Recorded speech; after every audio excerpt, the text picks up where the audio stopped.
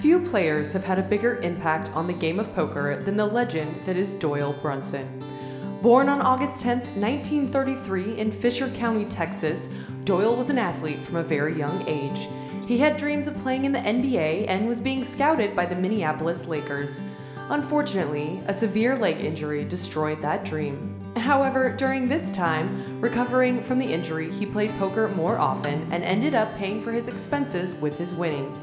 Although Brunson had obtained his master's degree and held several professional jobs, he soon realized that playing poker could earn him more than a traditional salary.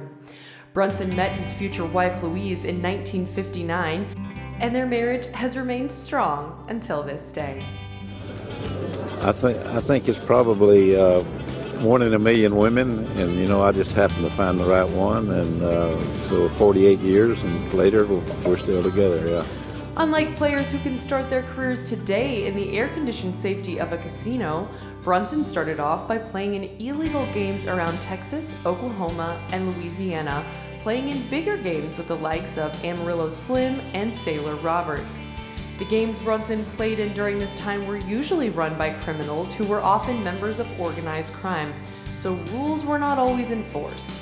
Brunson has admitted to having a gun pulled on him several times and being robbed and beaten. In the 1970s, Doyle decided to follow the money to Las Vegas. He was a regular at the WSOP since its very inception. Throughout his career, Doyle claimed as many as 10 WSOP bracelets, including 2 main events. While some of these were won during the early years of poker and in events with a small number of entries, Texas Dolly has won several events in the 90s and 2000s as well. He even won a WPT title for more than $1 million in 2004.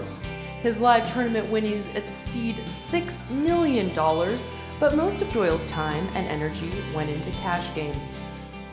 In 1978, Doyle self-published Super System, which many consider to be the poker Bible. In Super System, Doyle revealed some of the strategies and mathematical elements of poker that were known mostly only to pros at that point. In fact, Doyle gave away so much information, he believes it cost him a lot of money. He later released Super System 2 in 2004, which had contributions from many of the other greats of the poker game. During the 2018 World Series of Poker, Doyle announced his retirement, explaining that he wanted to spend more time with his wife and family and focus on his personal life. Sure.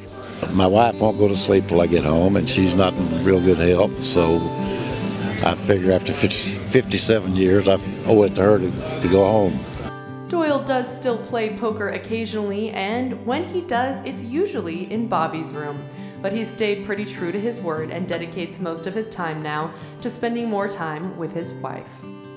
Doyle does maintain a pretty active Twitter feed should you be interested in checking in on him. Twitter's just fun. I enjoy the banter, back and forth, and you pick up a lot of information. You make new friends, actually.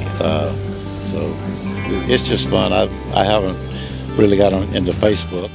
And if you are ever interested in playing in the hand named after the godfather of poker, it's the 10 Deuce, which was the hand he won the World Series of Poker with 2 years in a row.